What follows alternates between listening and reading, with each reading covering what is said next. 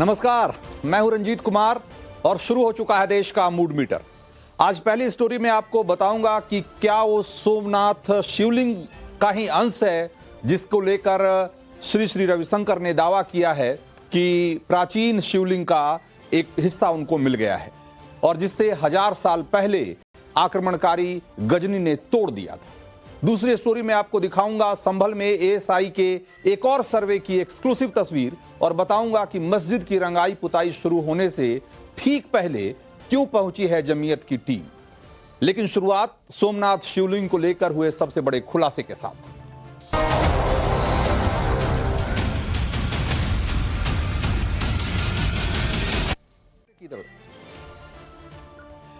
तो हिंदुस्तान पर जितने भी मुस्लिम आक्रांताओं ने राज किया, सभी ने हिंदुस्तान की आस्था, हिंदुओं की सनातन संस्कृति, इसको नष्ट करने में, तहस नहस करने में कोई कसर बाकी नहीं रखी। ना जाने कितने हिंदू मंदिरों को नष्ट किया गया। ऐसा ही एक मुस्लिम आक्रांता था महमूद गजनी, जिसने 1000 साल पहले भारत पर आक्रमण किया और कई हिंदू मंदिरों को नष्ट कर दिया, जिनमें से एक था 12 ज्योतिर्लिंगों में से एक सोमनाथ मंदिर, जिसे महमूद गजनी ने नष्ट करवा दिया था। और मंदिर में उस शिवलिंग को भी तोड़वा दिया था जो कि 3 फुट ऊंचा था। अब 1000 साल बाद सोमनाथ मंदिर के शिवलिंग सामने आए। महाशिवरात्रि के अवसर पर बेंगलुरु के art of living international centre में महाशिवरात्रि समारोह का भव्य आयोजन किया गया था, जहां श्री श्री रविशंकर ने सोमनाथ शिवलिंग के अवशेषों को दुनिया को दिखाया और दावा किया कि प्राचीन शिवलिंग को दोबारा सोमनाथ मंदिर में स्थापित किया जाएगा। अभी आप अपनी टीवी स्क्रीन पर जो सफेद रंग के 2 पत्थर देख रहे हैं और इस दावे के सबूत के तौर पर श्री श्री रविशंकर इन पत्थरों की मैग्नेटिक पावर का डेमो भी दिखा रहे हैं, क्योंकि सोमनाथ शिवलिंग के बारे में कहा जाता है कि वो जमीन से 2 फीट ऊपर हवा में स्थिर रहते थे। तो आज अगर ये पत्थर के टुकड़े वाकई सोमनाथ शिवलिंग के अवशेष हैं, तो आखिर 1000 साल तक ये कहां थे, किसके पास थे? आप श्री श्री रविशंकर को सुनिए, जो इन सारे सवालों का जवाब दे रहे हैं। ये वो शिला है, इसमें अयस्कांत है, जैसे ऐसा लग रहा है कि मैग्नेट है हाथ में। 1000 साल पहले जब सोमनाथ मंदिर को तोड़ा गया था, गजनी मोहम्मद ने 18 बार आके वहां प्रहार किया, आखिरी बार उन्होंने तोड़ा। शिवलिंग को तोड़ने के बाद उस पत्थर को कुछ अग्निहोत्री लोग, कुछ संत लोग लेके चले आ गए उसके टुकड़े को। वो पत्थर जो है वो वहां का शिवलिंग वो जमीन में नहीं था, वो हवा में रहता था। वो शिवलिंग की टुकड़ों को लेके वो दक्षिण भारत में आ गए, उसको शिवलिंग रूप दे दिया, उससे पूजा करते रहे। 100 साल पहले कांची के परमाचार्य, उन्होंने कहा 100 साल तक इसको तुम बाहर नहीं लेके आना। 1924 में उन्होंने बताया। तो अगर श्री श्री रविशंकर का दावा सही है और सोमनाथ मंदिर के प्राचीन शिवलिंग के अवशेष मिल गए हैं, तो यह सनातन धर्म के लिए एक बहुत विशेष मौका है। अभी तक तो यही माना जाता था कि मोहम्मद गजनी के आक्रमण के बाद प्राचीन शिवलिंग पूरी तरह से बर्बाद हो गया। गुजरात स्थित सोमनाथ मंदिर को लेकर यह कहा जाता है कि यह मंदिर 12 ज्योतिर्लिंगों में से पहला था, जिसे इतिहास में कई बार तोड़ा गया, लेकिन हर बार इसका पुनर्निर्माण भी कराया गया। 815 ईस्वी में गुर्जर प्रतिहार राजा नागभट्ट ने इसका पुनर्निर्माण करवाया था। उस वक्त मंदिर इतना विशाल था, इतना समृद्ध था कि इसके बारे में दूर दूर तक बातें होती थी। उस वक्त अरब यात्री अल बरूनी भी सोमनाथ आया था और इस यात्रा के बाद उसने एक किताब में सोमनाथ मंदिर की भव्यता का जिक्र किया था विस्तार से। और इसके बाद महमूद गजनी को पता चला कि गुजरात में एक ऐसा मंदिर है जिसमें सोने चांदी की मूर्तियां हैं और जहां अकूत दौलत है, जहां शिवलिंग हवा में उड़ता है।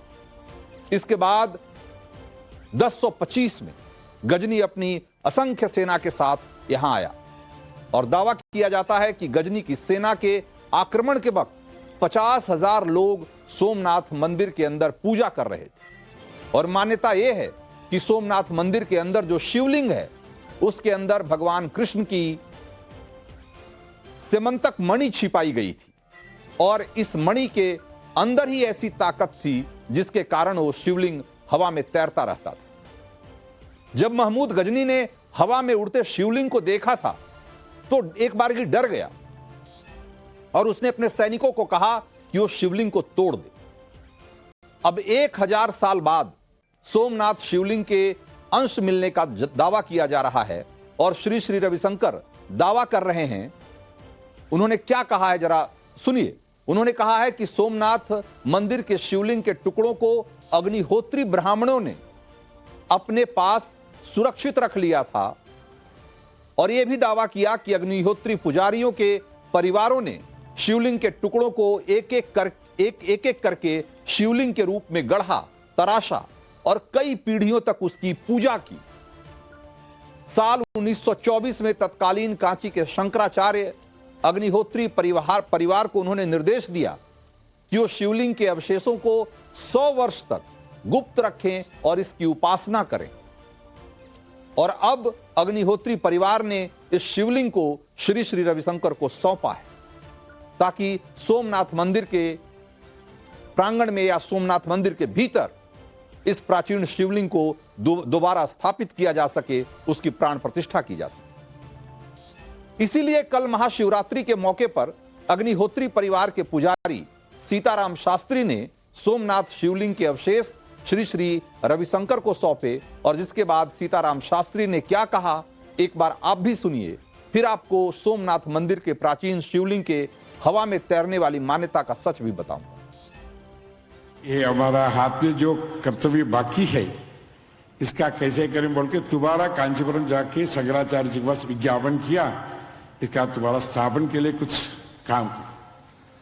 उन्होंने बोला ये काम करने के लिए योग एक महात्मा है उनके पास जाओ, पैसे बेंगलोर में जाके सीधा खुद जाओ, किसी के पास मत भेजो, ऐसा महात्मा जी के हाथ में ये काम दे दो वो करा दे, ऐसा बोल के मुझे भेजा है। इसलिए श्री श्री रविशंकर जी के पास मैं आया हूं। तो अब जो अवशेष श्री श्री रविशंकर दिखा रहे हैं वो वाकई सोमनाथ के प्राचीन शिवलिंग के ही अवशेष हैं, अंश हैं। इसको लेकर तो एक मिनट के लिए शक किया जा सकता है, लेकिन इस बात में कोई शक नहीं है कि सोमनाथ मंदिर का वास्तु और शिल्प अद्भुत रहा है और यह मंदिर कितना पुराना है यह आज भी एक तरह से एक मिथ है, यह अज्ञात है। श्रीमद् भागवत गीता, स्कंद पुराण, शिव पुराण, ऋग्वेद सभी में सोमनाथ मंदिर का जिक्र है और कहा जाता है कि सोमनाथ मंदिर का निर्माण चंद्रदेव यानी कि सोम ने, भगवान सोम ने शिव जी की भक्ति में करवाया था। पुराणों में लिखा है कि सोम यानी कि चंद्रदेव की तपस्या से प्रसन्न होकर शिव जी ने उन्हें वरदान दिया था और इसी वरदान की वजह से चंद्रमा का तेज 15 दिन घटता है और अगले 15 दिन बढ़ता है। इसलिए ही अमावस और पूर्णिमा का जन्म हुआ। इसीलिए चंद्रदेव ने शिवलिंग की स्थापना की जिसे सोमनाथ कहा गया। मान्यताओं के मुताबिक सृष्टि के प्रथम वास्तुविद यानी कि प्रथम आर्किटेक्ट भगवान विश्वकर्मा ने सोमनाथ मंदिर की संरचना तैयार की थी और मान्यता यह भी है कि भगवान विश्वकर्मा ने ही ऐसे शिवलिंग की रचना की जो हवा में तैरता रहता था। लेकिन कैसे, आखिर इसके पीछे कौन सा साइंस रहा होगा? इसके बारे में 13वीं सदी में फारस के एक यात्री जकारिया अल काजवानी ने अपनी किताब वंडर्स ऑफ क्रिएशन में जिक्र किया है। अपनी किताब में उन्होंने सोमनाथ मंदिर का भी जिक्र किया था और उसमें उन्होंने लिखा था कि जब मोहम्मद गजनी सोमनाथ मंदिर पहुंचा तो उसने सोमनाथ ज्योतिर्लिंग को जमीन और छत के बीच हवा में तैरते हुए देखा। गजनी ने अपने सैनिकों को आदेश दिया कि वो पता लगाएं कि हवा में उड़ते ज्योतिर्लिंग की वजह क्या है, इसके पीछे रहस्य क्या है। गजनी ने जांच करवाई कि कहीं शिवलिंग किसी रस्सी के सहारे हवा में तो नहीं उठा हुआ है जो उसे दिखाई नहीं दे रहा। लेकिन गजनी के इंजीनियर भी हवा में उठे शिवलिंग का मैकेनिज्म नहीं ढूंढ पाए, उसके पीछे का विज्ञान नहीं समझ पाए। तब वहां मौजूद एक शख्स ने गजनी को बताया कि शिवलिंग के ऊपर जो मंडप है वो एक खास धातु का बना हुआ है जिसे मैग्नेटाइट कहा जाता है और जिसमें मैग्नेटिक पावर होती है, और ज्योतिर्लिंग बनाने में लोहे से मिलती जुलती कोई ऐसी धातु का इस्तेमाल किया गया है जिसकी वजह से शिवलिंग में एक मैग्नेटिक पावर पैदा होती है और वो हवा में झूलता है। इस थ्योरी की जांच करने के लिए जब गजनी ने अपनी तलवार शिवलिंग की तरफ उछाली तो जाकर मंडप से चिपक गई, जिससे साबित हो गया कि शिवलिंग के ऊपर जो मंडप मौजूद था उसमें मैग्नेटिक ताकत वाली कोई धातु इस्तेमाल की गई। और इस बात पर और यकीन करने के लिए, इसको सही तरीके से जांचने के लिए गजनी ने शिवलिंग के ऊपर जो मंडप था उसे पहले तुड़वाया और उसके बाद शिवलिंग जमीन पर आ गया। अब आप देखिए कि श्री श्री रविशंकर जिन दो पत्थरों को सोमनाथ के शिवलिंग का अवशेष होने का दावा कर रहे हैं, उन दोनों पत्थरों में भी मैग्नेटिक पावर है, तभी तो दोनों पत्थर एक दूसरे को अपनी तरफ खींच रहे हैं।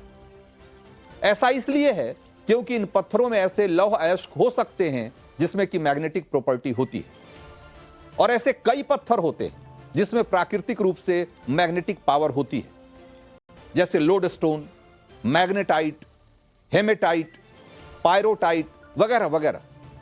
इनमें से ज्यादातर पत्थरों का रंग ब्लैक या ग्रे होता है, लेकिन कुछ क्रोमेटाइट और हेमेटाइट जैसे पत्थर भी होते हैं जो कि ब्राउन या गुलाबी या कई बार सफेद भी हो सकते हैं, जैसा कि इन दोनों पत्थरों का रंग दिखता है।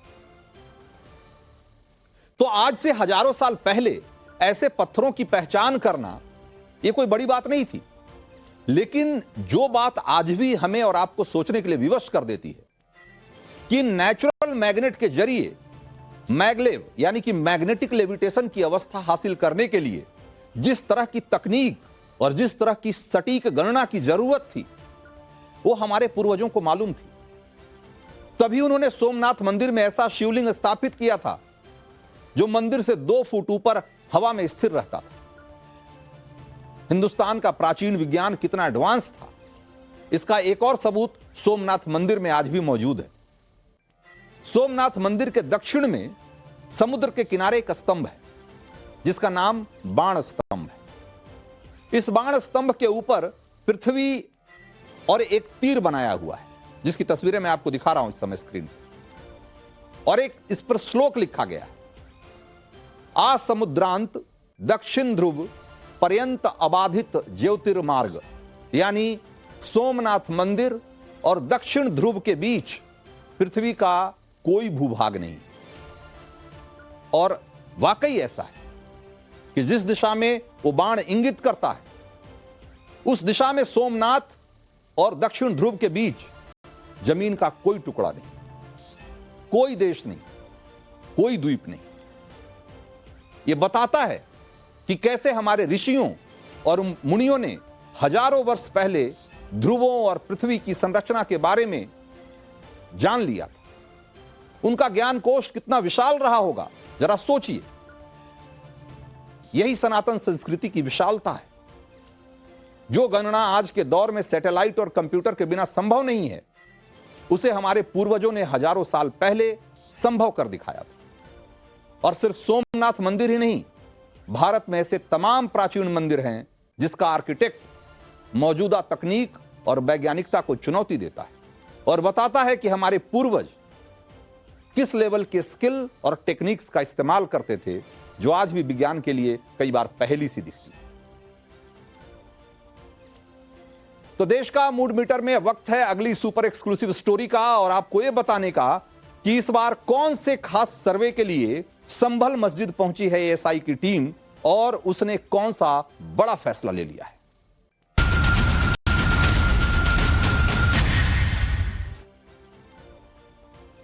तो संभल की शाही जामा मस्जिद में एएसआई का सर्वे किसी भी हाल में न हो सके, इसके लिए 24 नवंबर को बवाल और हिंसा की पूरी स्क्रिप्ट लिखी गई थी। पुलिस जांच में यह बात अब खुलकर सामने आ रही है और साजिश का पूरा कच्चा चिट्ठा एक एक करके बाहर आ रहा है। अब उसी मस्जिद में रंगाई पुताई करने की मांग ने संभल में एक बार माहौल को फिर से गर्मा दिया है। हिंदू पक्ष ने इस पर आपत्ति जताई है कि यह जगह विवादित है, इसलिए इससे छेड़छाड़ नहीं होनी चाहिए। लेकिन मस्जिद की इंतजामिया कमेटी को आज इलाहाबाद हाई कोर्ट ने एक मौका दिया है और कमेटी की अर्जी पर इलाहाबाद हाई कोर्ट ने कहा है कि बात रमजान की है तो मस्जिद में रंगाई पुताई हो सकती है, लेकिन आखिरी फैसले पर पहुंचने के लिए हाई कोर्ट ने कुछ दिशा निर्देश भी दिए। पहले उनके बारे में जान लीजिए, फिर आपको बताऊंगा कि संभल जामा मस्जिद के रखरखाव को लेकर खुद मस्जिद कमेटी ने क्या चौंकाने वाला खुलासा किया है। तो हाई कोर्ट ने यह कहा है कि पहले मस्जिद का निरीक्षण एएसआई करे, फिर रंगाई पुताई पर अपना पक्ष रखे और इस निरीक्षण में 3 सदस्यों की एक कमेटी जाए, जिसमें कि एएसआई के अलावा मस्जिद के मुतवल्ली और प्रशासन का एक सदस्य होगा।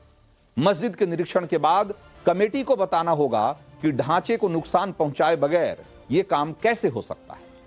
तो हाई कोर्ट के आदेश पर 3 सदस्यों की कमेटी संभल जामा मस्जिद पहुंच चुकी है। वहां निरीक्षण का काम अभी किस तरीके से चल रहा है वहां ये बता रहे हैं आपको मौके पर मौजूद हमारे नवभारत संवाददाता गौरव श्रीवास्तव। एक बार चलिए उनके पास। इलाहाबाद हाई कोर्ट के आदेश पर एएसआई के 3 विशेषज्ञों वाली कमेटी इस वक्त संभल की शाही जामा मस्जिद का इंस्पेक्शन कर रही है और तस्वीर इस वक्त बिल्कुल ठीक आपके इस कैमरे में यहां पर दिखाई दे रही है टीवी स्क्रीन पर। देखिए किस तरीके से जो शाही जामा मस्जिद के सदर हैं वो इस वक्त तस्वीरों में नजर आ रहे हैं। इसके अलावा एएसआई के 3 विशेषज्ञ, जिनमें हम कहें तो मदन सिंह चौहान जो कि इस वक्त आपको तस्वीरों में नजर आ रहे हैं, जुल्फिकार अली वो आपको नजर आ रहे हैं, विनोद सिंह रावत जो कि सुपरिटेंडेंट आर्कियोलॉजिस्ट है मेरठ सर्कल के। इसके अलावा मस्जिद के जो मुतवल्ली हैं वो मौके पर मौजूद हैं। इसके अलावा एक एएसआई की टीम है जो सहयोगी टीम है जो इस वक्त नपाई करते हुए आपको जगह जगह की नजर आ रही होगी, संभल एसडीएम और इसके अलावा संभल जिले के एडिशनल एसपी श्रीचंद, ये सभी विशेषज्ञों की टीम जो है इस वक्त आपको तस्वीरों में नजर आ रही होगी। और इस कमेटी का एक ही काम है ये तय करना कि क्या मस्जिद की मौजूदा स्थिति इस प्रकार की हो चुकी है जिसमें मस्जिद को रंग रोगन की आवश्यकता है, और ऐसे में क्या एएसआई अपनी रिपोर्ट में ये कहेगा इलाहाबाद हाई कोर्ट में कि इसकी इजाजत दी जानी चाहिए। ये इसी रिपोर्ट से तय होगा और कल सुबह 10 बजे जब एएसआई की टीम एएसआई की कमेटी अपनी रिपोर्ट सौंपेगी तो उसमें ये बताएगी कि मौजूदा स्थिति क्या। और आपको बता दें कि 1927 के एग्रीमेंट के मुताबिक इस मस्जिद का रखरखाव जो है वो एएसआई के पास है और इसके लिए बाकायदा एक फंड बना हुआ है। इसके अलावा एएसआई ही इस जगह पर किसी तरह का कोई भी मेंटेनेंस का काम कर सकती है। मस्जिद के मुतवल्ली को उस एग्रीमेंट के मुताबिक ये कहा गया था कि इसमें किसी तरह का बदलाव निर्माण कार्य वो नहीं कर सकते हैं। तो भारत में संरक्षित स्मारकों की देखरेख की जिम्मेदारी संवैधानिक और कानूनी तौर पर एएसआई को मिली हुई है। ऐसे स्मारकों में किसी भी तरह का काम कराने के लिए एएसआई की मंजूरी लेना अनिवार्य होता है। क्योंकि संभल की जामा मस्जिद एक संरक्षित इमारत है, स्मारक है, इसलिए इलाहाबाद हाई कोर्ट ने पहले एएसआई को वहां निरीक्षण का आदेश दिया है। लेकिन इस बीच संभल जामा मस्जिद की इंतजामिया कमेटी और उसके प्रमुख जफर अली ने जो बात कही है, एक बार पहले उसको सुनिए और गौर से सुनिए और उसके बाद हम आपको बताएंगे कि इस बयान से किस तरह के सवाल खड़े हो रहे हैं। सैकड़ों सालों से होती चली आ रही सजावट, पुताई, सफाई, रंगाई, लेकिन कभी भी एएसआई ने इस पर कोई एतराज हमसे जाहिर नहीं किया है, ना ही कोई आपत्ति लगाई है, ना ही कोई विरोध दर्ज कराया है। लेकिन इस बार भी हम सिर्फ शहर में शांति और अमन बरकरार रहे, इस वजह से हमने परमिशन लेना बहुत ज्यादा मुनासिब समझा। तो संभल जामा मस्जिद के सदर जफर अली ने यही बात चौंकाने वाली कही है और वो ये है कि संभल की जामा मस्जिद में आजादी के बाद से जो भी काम हुए उस पर नजर रखने की जिम्मेदारी नियमतः तो एएसआई की थी। लेकिन सवाल ये है कि पिछली सरकारों ने क्या जानबूझकर उसकी अनदेखी की? क्या जानबूझकर इस मंदिर के रखरखाव, साफ सफाई, रंग उचाड़े की सारी जिम्मेदारी क्या इंतजामिया कमेटी को सौंप दी थी? संभल जामा मस्जिद विवाद में यह सवाल इसलिए महत्वपूर्ण है क्योंकि हिंदू पक्ष के दावे के मुताबिक यह असल में हरिहर मंदिर है और इसके समर्थन में 800 साल पुराने नक्शे से लेकर हिंदू धर्म ग्रंथों के बहुत सारे उद्धरण पेश किए जा चुके हैं और जिसमें संभल के हरिहर मंदिर का हवाला दिया गया है। और हिंदू पक्ष दावा कर रहा है कि रंगाई पुताई और दीवारों पर परतें चढ़ा चढ़ाकर संभल जामा मस्जिद की सच्चाई को छिपाया जाता रहा है और ये हरिहर मंदिर का जो इसका असली ढांचा था उसमें बार बार बदलाव करके उसे इस तरीके से मस्जिद का रूप दे दिया गया है। तो इस बार हुई रंगाई पुताई की मांग पर हिंदू पक्ष यही सवाल उठा रहा है और मामला संवेदनशील है, इसलिए संभल जामा मस्जिद के आसपास बड़े पैमाने पर पुलिस की तैनाती हो चुकी है। लेकिन इन सारे घटनाक्रमों के बीच संभल में जमीयत उलेमाए हिंद के डेलीगेशन का जो संभल पहुंचना एक तरीके से चौंका रहा है। जमीयत उलेमाए हिंद के 4 सदस्यों का एक डेलीगेशन संभल हिंसा में मारे गए युवकों के घर वालों से आज दोबारा मुलाकात करने पहुंचा और इस मुलाकात में उन्होंने मृतकों के घर वालों को 1-1 लाख रुपए का चेक भी सौंपा। इससे पहले 3 दिसंबर को जमीयत का डेलीगेशन गुपचुप तरीके से संभल आया था और तब मृतकों के परिवारों को 5-5 लाख रुपए की आर्थिक मदद दी थी। उस समय जमीयत उलेमाए हिंद के डेलीगेशन ने कहा था कि पिछले दिनों संभल में 5 नौजवानों ने जो शहादत दी थी, गौर करिएगा कि संभल के 5 नौजवानों ने जो शहादत दी थी, इस पर हमें बहुत तकलीफ। उस बवाल और हिंसा में मारे गए लोगों को कहा गया कि उन्होंने शहादत दी थी। ऐसे में आज जब हाई कोर्ट के आदेश पर संभल जामा मस्जिद का निरीक्षण चल रहा है, तब जमीयत के डेलीगेशन के अचानक पहुंचने पर सवाल उठना जायज है। और सवाल क्या है? सवाल यह कि हमदर्दी की आड़ में संभल को कहीं फिर से सुलगाने की साजिश तो नहीं चल रही। मस्जिद की रंगाई पुताई के विवाद के बहाने एक बार फिर से लोगों को भड़काने का काम तो नहीं चल रहा। और अब संभल से आ रही एक और बड़ी खबर यह है कि संभल जामा मस्जिद के बाहर मौजूद कुएं को खोल दिया गया है और इसे मस्जिद इंतजामिया कमेटी ने जिसे ढक दिया था उसे अब उससे हटा दिया गया है और उत्तर प्रदेश सरकार की ओर से संभल मस्जिद के कुएं के जो विवादित क्षेत्र को लेकर जो स्टेटस रिपोर्ट दाखिल की गई थी सुप्रीम कोर्ट के सामने, उसमें बात कही गई थी कि एक कुआं और मस्जिद दोनों ही सार्वजनिक जगह पर मौजूद हैं और यूपी सरकार की स्टेटस रिपोर्ट के बाद ही संभल मस्जिद के इस कुएं को खोला गया है। जरा एक रिपोर्ट दिखाते हैं आपको। तो ये धरणी वारा हकूक हम आपको दिखा रहे हैं जिसको लेकर सुप्रीम कोर्ट में याचिका दाखिल है और आज एसआई की टीम के इंस्पेक्शन के लिए इस कुएं को जो है वो खोला गया था और एसआई की टीम ने इसका निरीक्षण जो है वो किया गया और फिलहाल इसकी जो चाबी है वो मस्जिद कमेटी के पास ही है और मस्जिद कमेटी ने इसका चाबी देकर इस कुएं को खोला और अब जो विवाद है कि क्या मस्जिद का जो इस कुएं का मालिकाना हक है वो मस्जिद कमेटी के पास है या फिर वो सार्वजनिक संपत्ति, इसको लेकर सवाल है। और स्टेटस रिपोर्ट जो दाखिल हुई थी उसके मुताबिक ये जो कुआं है फिलहाल उसकी भी निगरानी जो है एसआई की टीम द्वारा की गई है और फिलहाल इस कुएं को जो है अगर आप देखें तो फिलहाल बंद किया जा रहा है और बंद करने के बाद जो है सवाल ये उठेगा कि एसआई टीम अपनी रिपोर्ट में इस कुएं यानी कि धरणी वारा हकूक को लेकर क्या जिक्र करती है। मस्जिद के सचिव हमारे साथ मौजूद हैं, उनसे भी हम बात कर लेते हैं। क्या कहेंगे सर, किस चीज का इंस्पेक्शन आज किया एसआई की टीम ने, क्या क्या किया? मस्जिद का जो ऑनरेबल हाई कोर्ट का ऑर्डर था उसी के परिप्रेक्ष्य में मस्जिद के जो है फोटोग्राफी की उन्होंने। कुआं भी खोल के देखा गया, इसको कुआं भी खोला याचिका दाखिल है, कुआं भी खोला है। जो उन्होंने कहा वो सब खुलवाया। तो देखिए ये कुआं और इसको फिलहाल जो है बंद कर दिया गया है अगले किसी विवाद के या अगले किसी इंस्पेक्शन तक। तो फिलहाल ये तस्वीरें आपने संभल से देखी जहां एसआई की टीम ने लगभग 1 घंटे तक इलाहाबाद हाईकोर्ट के आदेशों पर इंस्पेक्शन किया। तो चलिए अब चलते चलते एक खास तस्वीर की तरफ आपको ले चलता हूं। संभल की स्टोरी के बाद चलते हैं महाकुंभ का समापन तो कल अंतिम स्नान पर्व महाशिवरात्रि के साथ ही हो गया था, लेकिन संगम पर 45 दिनों तक चले महाकुंभ का औपचारिक समापन आज मुख्यमंत्री योगी आदित्यनाथ की मौजूदगी में हुआ और योगी ने इस मौके पर कर्मयोगी सफाई कर्मियों का विशेष आभार जताया, उनके साथ बैठकर भोजन किया। तस्वीरें जरा देख लीजिए। योगी मुख्यमंत्री होने के साथ साथ गोरक्ष पीठाधीश्वर भी हैं और नाथ परंपरा के सबसे बड़े महंत हैं और जानते हैं कि सनातन का आधार समरसता में है। ये तस्वीरें साबित करती है कि कर्म प्रधान है और सेवा का ही सम्मान है। इन्हीं सफाई कर्मियों ने अपनी मेहनत से 45 दिनों तक चले महाकुंभ को सफल बनाया।